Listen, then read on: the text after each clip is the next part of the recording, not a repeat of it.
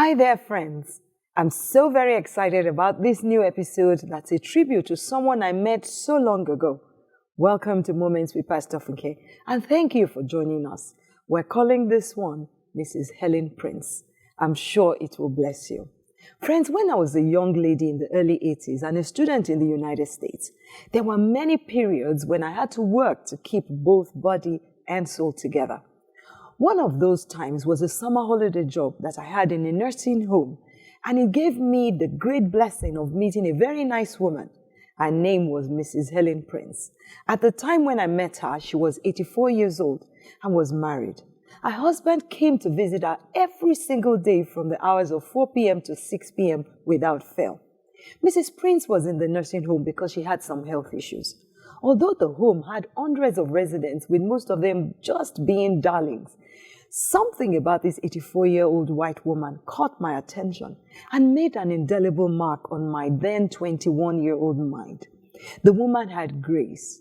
She did not allow her circumstances define her life. Her room was spick and span, which I was more than pleased to help her keep it exactly as she wanted it. She had her lovely nightgowns and house coats with pretty flowers and bow ties on them. Her hair was always brushed into place, and her husband read to her every evening when he visited. It was a great pleasure for me to care for her on my afternoon shift in readiness for his visit.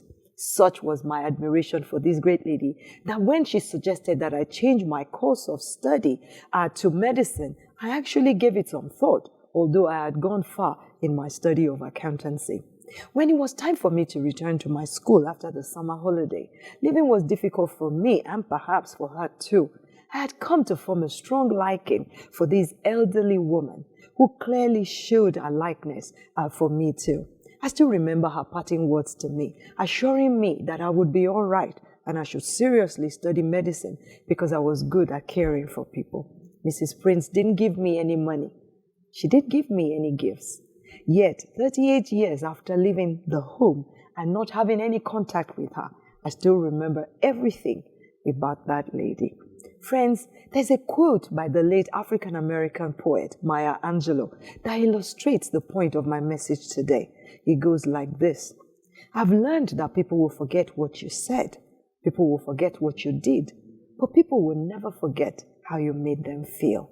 To be clear, sometimes people will remember harmful and hurtful words said to them, but this is because of the way the words made them feel. Let's read from 2 Samuel chapter 23 from verse 13.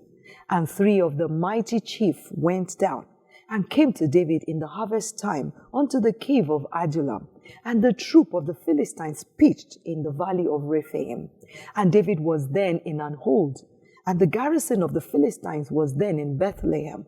And David longed and said, Oh, that one would give me drink of the water of the well of Bethlehem, which is by the gate. Friends, David, who at that time was a convicted rebel, spoke to no one in particular, lamenting for some water from a well in Bethlehem. 3 of his mightiest soldiers immediately broke through the camp of the enemy to get him some water. What would have made these 3 men take such drastic action when most would have considered the request a frivolous one? Well, we may remember a particular incident in 1 Samuel chapter 30. David and his men had just returned from battle to find their families and their possessions gone or burnt down. When it was time to go after the invaders, the Bible says 200 of them, of his men, were too tired to make the journey.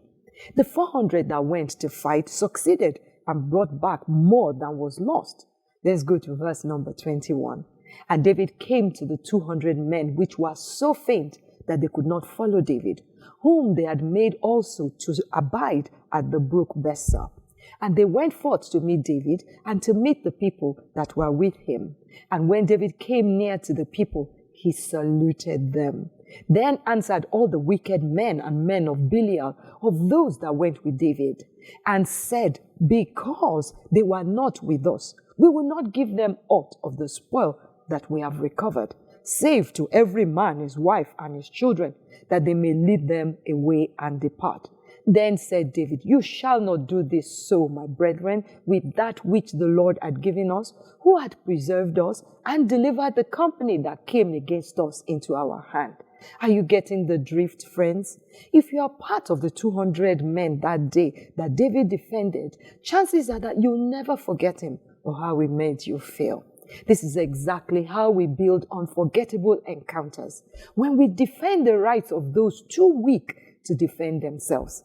When we treat people with kindness and respect, they'll never forget us. When we put relationship over money and allow God to recover what is ours, we make indelible marks. When we allow the words out of our mouths to minister grace to those who hear our words, we make an impact in people's lives.